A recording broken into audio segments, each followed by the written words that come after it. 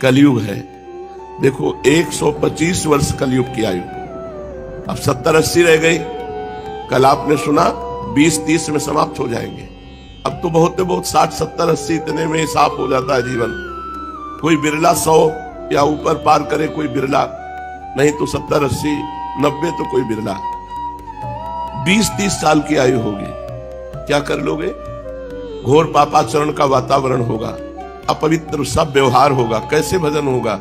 इसलिए अभी भजन कर लो, भगवत प्राप्ति कर लो। भगवान सच्चिदानंद जब कल की अवतार धारण करते हैं और दुष्टों का संहार करते हैं, उस समय से फिर सतयुग प्रारंभ होता है। जब सब डाकुओं का संहार हो चुकेगा, तब नगर की और देश की सारी प्रजा का हृदय पवित्रता से भर जाएगा, क्योंकि भगवान कल्कि के शरीर में लगे हुए अंगराग स्पर्श पाकर अत्यंत पवित्र हुई वायु उनका स्पर्श करेगी। भगवान की श्री विग्रह की दिव्य गंध संपूर्ण प्रजा के हृदय को निष्पाप कर देगी। उनके पवित्र हृदयों में सत्यमूर्ति भगवान वासुदेव विराजमान होंगे और फिर उनकी संतान पहले की भांति हृष्ट पुष्ट और बलवान होने लगेगी। प्रजा के नयन मनोहारी हरि ही धर्म के रक्षक और स्वामी हैं। वे ही भगवान जब कल्कि के रूप में अवतार ग्रहण करेंगे, उसी समय सतयुग का प्रारंभ हो जाएगा और प्रजा की संतान परंपरा स्वयं ही सतोगुण से युक्त हो जाएगी। जिस समय चंद्रमा, सूर्य और बृहस्पति एक ही समय एक ही साथ पुष्य नक्षत्र के प्रथम पल में प्रवेश करते हैं, एक राशि पर आते हैं, उसी समय सतयुग का प्रारंभ होता है। परीक्षित, चंद्रवंश और सूर्यवंश में जितने राजा हो गए हैं या होंगे, उन सब का मैंने संक्षेप में वर्णन कर दिया। तुम्हारे जन्म से लेकर राजा नंद के अभिषेक तक 1115 वर्ष का समय लगेगा। जिस समय आकाश में सप्तऋषियों का उदय होता है, उस समय पहले उनमें से 2 ही तारे दिखाई पड़ते हैं। उनके बीच में दक्षिणोत्तर रेखा पर समभाग में अश्विनी आदि नक्षत्रों में से एक नक्षत्र दिखाई पड़ता है। उस नक्षत्र के साथ सप्तर्षिगण मनुष्यों की गणना से 100 वर्ष तक रहते हैं। वे तुम्हारे जन्म के समय उस समय भी मघा नक्षत्र पर स्थित है। स्वयं सर्वव्यापक सर्वशक्तिमान भगवान ही शुद्ध सत्यमय विग्रह के साथ श्री कृष्ण के रूप में प्रकट हुए थे। वे जिस समय अपनी लीला स्मरण करके परम धाम पधार गए, उसी समय कलयुग ने संसार में प्रवेश किया। उसी के कारण मनुष्यों की मति गति पाप की ओर ढुलक गई। जब लक्ष्मीपति भगवान श्री कृष्ण अपने चरण कमलों से इस पृथ्वी का स्पर्श करते, तब कलयुग की ताकत नहीं थी कि वो यहां प्रवेश करता। जब भगवान अंतर्धान हो गए, तब कलयुग का प्रवेश हुआ। परीक्षित, जिस समय सप्तऋषि मघा नक्षत्र पर विचरण करते रहते हैं, उसी समय कलयुग का प्रारंभ होता है। कलयुग की आयु देवताओं के वर्ष गणना से 1200 वर्षों की और मनुष्यों के गणना के अनुसार 4,32,000 वर्ष की। जिस समय सप्तऋषि मघा से चलकर पूर्वाषाढ़ा नक्षत्र में जा चुके होंगे, उस समय राजा नंद का राज्य रहेगा। तभी से कलयुग की वृद्धि शुरू होगी। पुरातत्ववेत्ता ऐतिहासिक विद्वानों का कहना है कि जिस दिन भगवान श्री कृष्ण ने अपने परम धाम को प्रयाण किया, उसी दिन उसी समय कलयुग का प्रारंभ हो गया। परीक्षित, जब देवताओं की वर्ष गणना के अनुसार 1000 वर्ष बीत चुकेंगे, तब कलयुग के अंतिम दिनों में फिर से कल्कि भगवान की कृपा से मनुष्यों के मन में सात्विकता का संचार होगा। लोग अपने वास्तविक स्वरूप को जान सकेंगे और तभी से सतयुग प्रारंभ भी होगा। परीक्षित, मैंने तो तुमसे केवल मनुवंश का सो भी संक्षेप में वर्णन किया है। जैसे मनुवंश की गणना होती है, वैसे ही प्रत्येक युग में ब्राह्मण, वैश्य और शूद्रों की भी वंश परंपरा समझनी चाहिए। राजन, जिन पुरुषों और महात्माओं का वर्णन मैंने तुमसे किया, अब केवल नाम से ही उनकी पहचान होती है। अब वे नहीं रहे, केवल उनकी कथा रह गई। अब उनकी कीर्ति ही पृथ्वी पर जहां तहां सुनने को मिलती है। भीष्म पितामह के पिता राजा शांतनु के भाई देवापी और इक्ष्वाकुवंशी मरु इस समय कलाप ग्राम में स्थित हैं। वे बहुत बड़े योग बल से युक्त हैं। कलयुग के अंत में कल्कि भगवान की आज्ञा से फिर यहां आएंगे और पहले की भांति वर्णाश्रम धर्म का विस्तार करेंगे। सतयुग, त्रेता, द्वापर और कलयुग, ये ही 4 युग हैं। ये पूर्वोक्त क्रम के अनुसार अपने अपने समय में पृथ्वी के प्राणियों पर अपना प्रभाव दिखाते रहते हैं। परीक्षित, मैंने तुमसे जिन राजाओं का वर्णन किया है वे सब और उनके अतिरिक्त दूसरे राजा भी इस पृथ्वी को मेरी मेरी करते रहे, परंतु अंत में मरकर धूल में मिल गए। इस शरीर को भले ही कोई राजा कह ले, परंतु अंत में एक कीड़ा, विष्ठा अथवा राख के रूप में ही परिणित होगा, राख ही होकर रहेगा। इसी शरीर के या इसके संबंधियों के लिए जो भी किसी प्राणी को सताता है वह ना तो अपना स्वार्थ जानता है और ना तो परमार्थ, क्योंकि प्राणियों को सताना तो नरक का द्वार है। वे लोग यही सोचा करते कि मेरे दादा परदादा इस अखंड भूमंडल का शासन करते थे, अब ये मेरे अधीन किस प्रकार रहे और मेरे बाद मेरे बेटे पोते, मेरे वंशज किस प्रकार इसका उपभोग करें। वे मूर्ख इस आग, पानी और मिट्टी के शरीर को अपना आपा मान बैठते हैं और बड़े अभिमान के साथ डींग हाँकते हैं कि ये पृथ्वी मेरी है। अंत में वे शरीर और पृथ्वी दोनों को छोड़कर स्वयं ही अदृश्य हो जाते हैं। प्रिय परीक्षित, जो नरपति बड़े उत्साह और बल पौरुष से इस पृथ्वी के उपभोग में लगे रहे, उन सबको काल ने अपने विकराल गाल में धर दबाया। अब केवल इतिहास में उनकी कहानी ही शेष रह गई है। श्री सुखदेव जी कहते हैं, परीक्षित, जब पृथ्वी देखती है कि राजा लोग मुझ पर विजय प्राप्त करने के लिए उतावले हो रहे हैं, तब वो हंसने लगती है और कहती, कितने आश्चर्य की बात है, ये राजा लोग जो स्वयं मौत के खिलौने हैं, ये मुझे जीतना चाहते हैं। राजाओं से ये बात छिपी नहीं कि वे एक ना एक दिन मर जाएंगे, फिर भी व्यर्थ में ही मुझे जीतने की कामना करते हैं, ऐसा पृथ्वी सोचती है। सचमुच इस कामना से अंधे होने के कारण ही वे पानी के बुलबुले के समान क्षणभंगुर शरीर पर विश्वास कर बैठते हैं और धोखा खाते हैं। वे सोचते हैं कि हम पहले मन के सहित अपने पांचों इंद्रियों पर विजय प्राप्त करेंगे, अपने भीतरी शत्रुओं को वश में करेंगे, क्योंकि इनके जीते बिना बाहरी शत्रुओं को जीतना कठिन है। उसके बाद अपने शत्रु के मंत्रियों, आमात्यों, नागरिकों, नेताओं और समस्त सेना को भी वश में कर लेंगे। जो भी हमारे विजय मार्ग में कांटे बोएगा उसे हम अवश्य जीत लेंगे। इस प्रकार धीरे धीरे क्रम से सारी पृथ्वी हमारे अधीन हो जाएगी, फिर तो समुद्र ही हमारे राज्य की खाई का काम करेगा। इस प्रकार वे राजा लोग अपने मन में अनेकों आशाएं बांध लेते हैं और उन्हें यह बिल्कुल नहीं सूझती कि उनके सिर पर काल सवार है। यहीं तक नहीं, जब एक द्वीप उनके वश में हो जाता है तब वे दूसरे द्वीप पर विजय करने के लिए बड़ी शक्ति और उत्साह के साथ समुद्र यात्रा करते हैं। अपने मन को, इंद्रियों को वश में करके लोग मुक्ति प्राप्त करते हैं, परंतु ये लोग उनको वश में करके थोड़ा सा भूभाग ही प्राप्त करते हैं। इतने परिश्रम और आत्म संयम का ये कितना तुच्छ फल है। पृथ्वी कहती है कि बड़े बड़े मनु और उनके वीर पुत्र मुझे ज्यों का त्यों छोड़कर जहां से आए थे वहीं खाली हाथ लौट गए, मुझे अपने साथ न ले जा सके। अब ये मूर्ख राजा मुझे युद्ध में जीतकर वश में करना चाहते हैं। जिनके चित्त में बात दृढ़मूल हो गई कि पृथ्वी मेरी है, उन दुष्टों के राज्य में मेरे लिए पिता पुत्र और भाई भाई भी आपस में लड़ बैठते हैं। वे परस्पर इस प्रकार कहते हैं, ओ मूढ़, ये सारी पृथ्वी मेरी ही है, तेरी नहीं। इस प्रकार राजा लोग एक दूसरे को कहते सुनते हैं, एक दूसरे से स्पर्धा करते हैं, मेरे लिए एक दूसरे को मारते हैं और स्वयं मर मिटते हैं।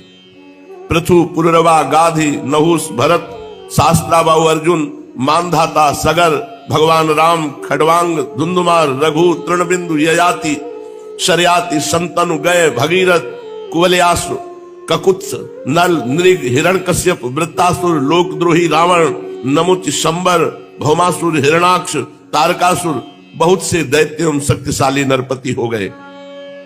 ये सब लोग सब कुछ समझते थे कि हम सब सूर हैं। सभी ने दिग्विजय में दूसरों को हरा दिया, दूसरे इन्हें नहीं जीत पाए, परंतु सब के सब चले गए, कोई टीका नहीं। राजन, उन्होंने अपने पूरे अंतःकरण से मुझसे ममता की और समझा कि पृथ्वी मेरी है, परंतु विकराल काल ने उनकी लालसा पूरी न होने दी। अब उनके बल पौरुष और शरीर आदि का कुछ पता ही नहीं, केवल उनकी कहानी शेष मात्र है। परीक्षित, संसार में बड़े बड़े प्रतापी और महान पुरुष वे हैं, वे लोकों में अपने यश का विस्तार करके यहां से चल बसे। तुम्हें मैंने ज्ञान और वैराग्य उपदेश करने के लिए इनकी कथा सुनाई है। मैंने जो कुछ अभी तक वर्णन किया सब वाणी का विलास है। इसी पे हमें बहुत धक्का लगा था जब हम 16-17 वर्ष के थे। ऐसा कैसे? भगवान का चरित्र, महापुरुषों का चरित्र अब समझ में आ रहा है। ये सब वाणी का विलास मात्र है, परमार्थक सत्य कुछ भी नहीं है। जितना सुनाया ये सब वाणी का विलास मात्र है, परमार्थिक सत्य कुछ नहीं है। इस पे काफी देर हम परेशान हुए थे। बस भगवान श्री कृष्ण का गुणानुवाद समस्त मंगलों का नाश करने वाला है। बड़े बड़े महात्मा उसी का गान करते रहते हैं। जो भगवान श्री कृष्ण के चरणों में अनन्य प्रेममयी भक्ति की लालसा रखता हो, उसे नित्य निरंतर भगवान के दिव्य गुणानुवाद का ही श्रवण करते रहना चाहिए। राजा परीक्षित ने पूछा, भगवान मुझे तो कलयुग में राशि राशि दोष ही दिखाई दे रहे हैं, उस समय लोग किस उपाय से उन दोषों का नाश करेंगे? इसके अतिरिक्त युगों का स्वरूप, उनके धर्म, कल्प की स्थिति और प्रलय काल के मान एवं सर्वव्यापक सर्वशक्तिमान भगवान के काल रूप का भी यथावत वर्णन कीजिए। श्री सुखदेव जी कहते, परीक्षित, सतयुग में धर्म के 4 चरण होते हैं। वे चरण हैं सत्य, दया, तप और दान। उस समय लोग पूरी निष्ठा के साथ अपने अपने धर्म का पालन करते हैं। धर्म स्वयं भगवान का स्वरूप है। सतयुग के लोग बड़े संतोषी और दयालु होते हैं। वे सबसे मित्रता का व्यवहार करते और शांत रहते हैं। इंद्रियां और मन उनके वश में रहते हैं। सुख और दुख आदि द्वंद्वों को समान भाव से सहन करते हैं। अधिकांश लोग तो समदर्शी और आत्माराम होते हैं। बाकी लोग स्वरूप स्थिति के लिए अभ्यास में तत्पर रहते हैं। परीक्षित, धर्म के समान अधर्म के भी 4 चरण हैं। झूठ, असत्य, हिंसा, असंतोष, कलह। झूठ, हिंसा, असंतोष, कलह, ये अधर्म के 4 चरण हैं। त्रेता युग में इनके प्रभाव से धीरे धीरे धर्म के सत्य आदि चरणों का चतुर्थांश क्षीण हो जाता है। राजन, उस समय वर्णों में ब्राह्मणों की प्रधानता अक्षुण्ण रहती है। त्रेता युग में लोगों में अत्यंत हिंसा और लंपटता का अभाव रहता है। सभी लोग कर्म कांड और तपस्या में निष्ठा रखते हैं। अर्थ, धर्म एवं काम रूप त्रिवर्ग का सेवन करते हैं। अधिकांश लोग कर्म प्रतिपादक, वेदों के पारदर्शी विद्वान होते हैं। द्वापर में हिंसा, असंतोष, झूठ और द्वेष, अधर्म के इन चरणों की वृद्धि होती है। इनके कारण धर्म के 4 चरण तपस्या, सत्य, दया और दान ये आधे आधे क्षीण हो जाते हैं। उस समय के लोग बड़े यशस्वी, कर्मकांडी, वेदों के अध्ययन अध्यापन में बड़े तत्पर होते हैं। लोगों के कुटुंब बड़े बड़े होते हैं। प्राय लोग धनाढ्य और सुखी होते हैं। द्वापर में उस समय वर्णों में क्षत्रिय और ब्राह्मण 2 वर्णों की प्रधानता रहती है। कलयुग जब आएगा पूर्ण रूप से, तो अधर्म के 4 चरण पुष्ट रहेंगे। असत्य, हिंसा, असंतोष, कलह, और धर्म 4 चरण क्षीण हो जाता है। जो धर्म के 4 चरण हैं वो क्षीण हो जाते हैं। सत्य, तपस्या, जो धर्म के स्वरूप है, दान, ये सब क्षीण हो जाते हैं। क्योंकि भगवत विमुखता छा जाती है। जिसको देखो केवल धन कमाना, भोग भोगना, भगवत विमुखता इतनी बढ़ जाती है कि सत्य, दया, तपस्या और दान ये 4 के 4 अंतर्ध्यान हो जाते हैं। कलयुग में अधर्म 4 चरणों से बढ़ जाता है। पूरा का पूरा अधर्म प्रवृत्ति। धर्म का आश्रय कोई बिरला लेगा कि धर्म कहता है ऐसे चलो, ऐसे को केवल पेट भरो, भोग भोगो, रुपया कमाओ। कलयुग में सभी लोग लोभी, अधिकांश लोग लोभी, दुराचारी, कठोर हृदय वाले होंगे। झूठ बोलना कोई अपराध नहीं माना जाएगा कलयुग में। देखो सब झूठ बोल रहे हैं। झूठ बोलना बहुत बड़ा नहीं। असत्य संपातक पुंजा, ये असत्य पहला चरण अधर्म का है। पर झूठ बोलने बड़ी बढ़िया सजा के झूठ बोला जाता है। झूठ मूठ एक दूसरे से वैर मोल ले लेते हैं। लालसा तृष्णा की तरंगों में बहते रहते हैं। सभी प्राणियों में 3 गुण होते हैं, सत्वगुण, रजोगुण, तमोगुण। काल की प्रेरणा से समय समय पर शरीर, प्राण और मन में उनका ह्रास और विकास भी हुआ करता है। जिस समय मन, बुद्धि और इंद्रियां सत्वगुण में स्थित होकर अपना अपना काम करने लगती हैं, उस समय सतयुग समझना चाहिए। सत्वगुण की प्रधानता के समय मनुष्य ज्ञान और तपस्या से अधिक प्रेम करने लगता है। जिस समय मनुष्यों की प्रवृत्ति और रुचि धर्म, अर्थ और लौकिक पारलौकिक सुख भोगों की ओर होती है तथा शरीर, मन एवं इंद्रियां रजोगुण में स्थित होकर काम करने लगती है, बुद्धिमान परीक्षित समझना चाहिए कि उस समय त्रेता युग अपना काम कर रहा है। जिस समय लोभ, असंतोष, अभिमान, दंभ और मत्सर आदि दोषों का बोलबाला हो और मनुष्य बड़े उत्साह रुचि के साथ सकाम कर्मों में लगना चाहे, उस समय द्वापर युग समझना चाहिए। अवश्य रजोगुण और तमोगुण की मिश्रित प्रधान स्थिति का नाम द्वापर है।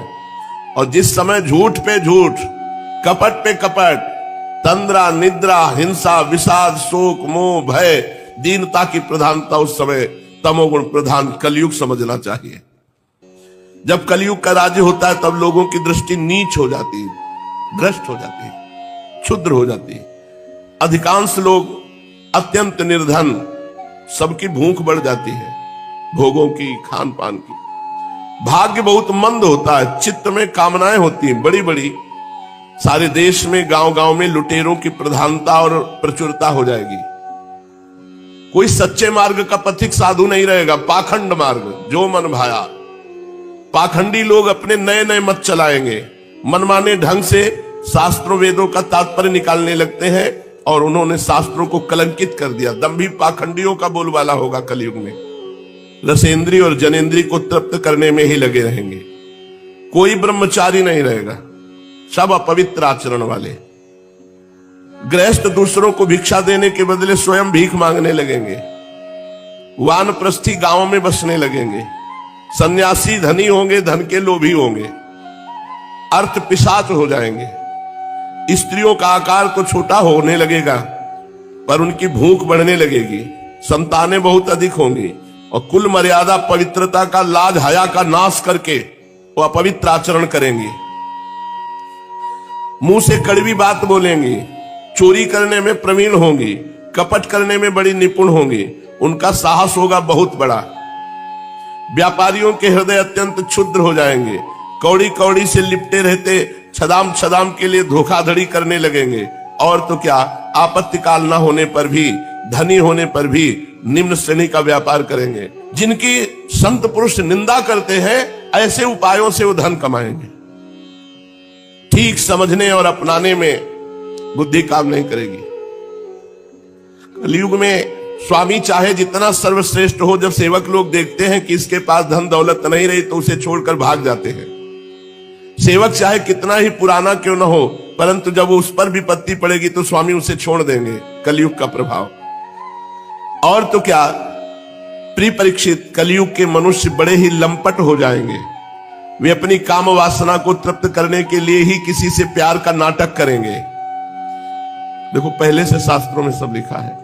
वे विषय वासना के वशीभूत होकर इतने दीन हो जाएंगे कि अपनी वासना पूर्ति के लिए माता पिता, भाई बंधु और मित्रों को भी नहीं छोड़ेंगे। अर्थात छल कपट, न माता का सम्मान, न पिता का, न भाई, न बंधु का, इनकी आज्ञा का पालन नहीं। नारी मुई घर संपत्ति नासी, मूड मुड़ाए भय सन्यासी। कोई देर थोड़ी लगता है। तो कलयुग में ऐसे नीच पुरुष तपस्वी का वेश धारण करेंगे और दान लेकर मनमानी भोजन, मनमानी पेय पदार्थ, और रत्ती भर भी धर्म का ज्ञान नहीं। धर्म का रत्ती भर भी ज्ञान नहीं। वो ऊंचे सिंहासन पर बैठकर प्रवचन करेंगे धर्म का, जिनको धर्म का रत्ती भर ज्ञान नहीं। सच्ची बात। प्रिय परीक्षित, आगे चलकर कलयुग में सूखा पड़ेगा। भूख से आतुर होकर लोग मरेंगे। अभी समय आएगा। दुर्भिक्ष और दूसरे शासक लोग इतने कर्कश हो जाएंगे कि कर पे कर, अस्थि मात्र हो शरीर, केवल शरीर में हड्डी हड्डी दिखाई देगी, भोजन ही नहीं मिलेगा। प्राण रक्षा के लिए रोटी का टुकड़ा मिलना कठिन हो जाएगा आगे चल के। अभी भजन कर लो। शरीर ढकने के लिए वस्त्र नहीं, पेट की ज्वाला शांत करने के लिए रोटी का टुकड़ा नहीं, पीने के लिए पानी नहीं, सोने के लिए जमीन नहीं। यह आएगी स्थिति आगे। दाम्पत्य जीवन, स्नान और आभूषण पहनने तक की सुविधा नहीं रहेगी। लोगों की आकृति प्रकृति पिशाचों जैसी हो जाएगी। कलयुग में अधिक धन की तो बात क्या, चंद रुपयों के लिए भाई भाई में विरोध हो जाएगा, मारपीट हो जाएगी, जान से मार डालेंगे। बहुत दिनों का सद्भाव मित्रता को तिलांजलि दे देंगे। इतना ही नहीं, दमड़ी दमड़ी के लिए अपने संबंधियों की हत्या कर डालेंगे। परीक्षित, कलयुग के क्षुद्र प्राणी केवल काम वासना की पूर्ति और पेट भरने की धुन में ही लगे रहेंगे। पुत्र अपने बूढ़े मां बाप की रक्षा पालन पोषण नहीं करेंगे, उन्हें उपेक्षा करके घर से निकाल देंगे। ये आगे शुरू हो चुका है, आगे विशाल रूप में आएगा। कौन बूढ़े बालों की सेवा करे, निकाल दिया घर से। पिता अपने निपुण से निपुण सब कामों में योग्य पुत्रों की परवाह न करेंगे। परीक्षित, श्री भगवान ही चराचर जगत के परम पिता और परम गुरु हैं। इंद्र ब्रह्मा आदि लोकाधिपति उनके चरण कमलों में अपना सिर झुकाकर सर्वस्व समर्पण करते रहते हैं। उनका ऐश्वर्य अनंत है और वे एक रस अपने स्वरूप में स्थित हैं। परंतु कलयुग में लोगों में इतनी मूढ़ता फैल जाएगी, पाखंडियों के कारण लोगों का चित्त इतना भटक जाता है कि लोग अपने कर्म और भावनाओं के द्वारा भगवान की पूजा से भी विमुख हो जाएंगे। मनुष्य मरने के समय आतुरता की स्थिति में गिरते या फिसलते समय विवश होकर यदि भगवान के किसी एक नाम का उच्चारण कर ले तो उसके सारे कर्म बंधन छिन्न भिन्न हो जाते हैं और उसे उत्तम से उत्तम गति प्राप्त होती है। यन्नाम धेयम म्रियमाणयातुरः पतन स्खलन वा विवशो गृणन् पुमान् विमुक्त कर्मार्गल उत्तमां गतिं प्राप्नोति अच्छन्ति न तं कलौ जनाः। पर हाय रे कलयुग भगवान का नाम नहीं लेने देगा। कलयुग से प्रभावित होकर लोग भगवान की आराधना से विमुख हो जाएंगे। परीक्षित, कलयुग के अनेकों दोष हैं। कुल वस्तुएं दूषित हो जाती हैं, स्थानों में भी दोष की प्रधानता हो जाती है। सब दोषों का मूल स्रोत तो अंतःकरण ही है, परंतु जब पुरुषोत्तम भगवान हृदय में आ विराजते हैं तब उनकी सन्निधि मात्र से ही सब के सब दोष नष्ट हो जाते हैं। भगवान के रूप गुण लीला धाम और नाम के श्रवण संकीर्तन ध्यान पूजन और आदर से वे मनुष्यों के हृदय में आकर विराजमान हो जाते हैं और एक दो जन्म के पापों की तो बात ही क्या, हजारों जन्मों के पाप के ढेर भी वे क्षण भर में भस्म कर देते हैं। भगवान हृदय में कैसे आते हैं? भगवान के रूप गुण लीला धाम का गायन नाम संकीर्तन ध्यान पूजन आदर। जैसे सोने के साथ संयुक्त होकर अग्नि उसके धातु संबंधी मलिनता आदि दोषों को नष्ट कर देती है, वैसे ही साधकों के हृदय में स्थित होकर भगवान श्री हरि उनके अशुभ संस्कारों को सदा के लिए मिटा देते हैं। परीक्षित, विद्या तपस्या प्राणायाम समस्त प्राणियों के प्रति मित्र भाव तीर्थ स्नान व्रत दान और जप किसी भी साधना से मनुष्य के अंतःकरण की वैसी वास्तविक शुद्धि नहीं होती जैसी शुद्धि भगवान पुरुषोत्तम के हृदय में विराजमान हो जाने पर होती है। सावधान, अब तुम्हारी मृत्यु का समय आ रहा है। श्री सुखदेव जी महाराज, सावधान परीक्षित, 7वां दिन है, तक्षक सर्प काटेगा और तुम्हारी मृत्यु होगी। परीक्षित, अब तुम्हारी मृत्यु का समय निकट आ गया है, सावधान हो जाओ। सबको सावधान हो जाना चाहिए। मृत्यु कब आएगी पता नहीं, पर आएगी और आएगी तो ले जाएगी। पूरी शक्ति से देखो, सावधानी क्या है? पूरी शक्ति लगाकर अंतःकरण की सारी वृत्तियों से भगवान श्री कृष्ण को अपने हृदय सिंहासन पर बैठा लो। ऐसा करने से अवश्य तुम्हें परम गति की प्राप्ति होगी। जो लोग मृत्यु के निकट पहुंच रहे हैं उन्हें सब प्रकार से परमेश्वरशाली भगवान का ही ध्यान करना चाहिए। प्यारे परीक्षित, सबके परमाश्रय और सर्वात्मा भगवान अपना ध्यान करने वालों को अपने स्वरूप में लीन कर लेते हैं, उसे अपना स्वरूप बना लेते हैं। परीक्षित, यूं तो कलयुग दोषों का खजाना है, परंतु इसमें एक बहुत बड़ा गुण है। वो गुण यही है कि कलयुग में केवल भगवान श्री कृष्ण का संकीर्तन करने मात्र से ही सारी आसक्तियां छूट जाती हैं और परमात्मा की प्राप्ति हो जाती है। सतयुग में भगवान का ध्यान करने से, त्रेता में बड़े बड़े यज्ञों के द्वारा उनकी आराधना करने से, द्वापर में विधि पूर्वक उनकी पूजा करने से जो फल मिलता है वो कलयुग में केवल भगवान नाम जपने से, भगवान नाम कीर्तन करने से प्राप्त हो जाता है। श्री सुखदेव जी कहते हैं, परीक्षित, तीसरे स्कंद में परमाणु से लेकर दुपराध पर्यंत काल का स्वरूप और एक एक युग कितने कितने वर्षों का होता है ये मैं तुम्हें बता चुका हूं। अब तुम कल्प की स्थिति और उसके प्रलय का वर्णन भी सुनो। 1000 चतुर्युगी का ब्रह्मा जी का एक दिन होता है। 1000 बार जब चतुर्युग व्यतीत होगा, सतयुग, त्रेता, द्वापर, कलयुग, ये एक चतुर्युगी, ऐसे 1000 बार जब व्यतीत होगा तो ब्रह्मा जी का एक दिन होता है। ब्रह्मा के इस दिन को ही कल्प भी कहते हैं। एक कल्प में 14 मनु होते हैं। कल्प के अंत में उतने ही समय तक प्रलय भी रहता है। प्रलय को ब्रह्मा की रात कहते हैं। 1000 चतुर्युगी ब्रह्मा का दिन और 1000 चतुर्युगी ब्रह्मा की रात। जब समय ब्रह्मा जी की रात आती है उस समय ये तीनों लोक लीन हो जाते हैं, उनका प्रलय हो जाता है।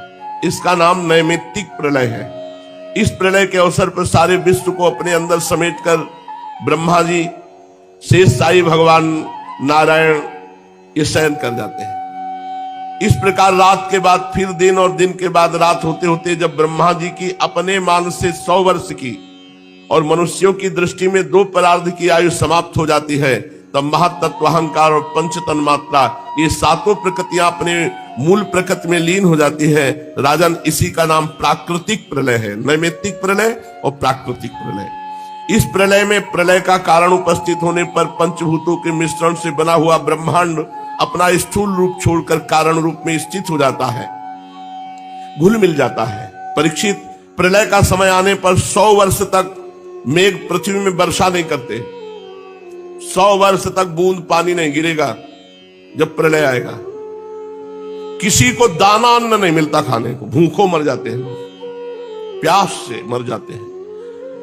इतनी प्रजा भूख से पागल हो जाती है कि वो एक दूसरे के शरीरों को खाने लगती है। भूख प्यास से इतना पागल हो जाते हैं लोग कि जो मिलता है, मनुष्य, लड़का, बच्चा, सब खाना शुरू कर देते हैं। देख लो, भजन कर लो, नहीं ऐसे समय में फंसेगे तो सब तुम्हें मूली की तरह खा जाएंगे। भजन कर लो, अभी आगे आने वाला है सब समय।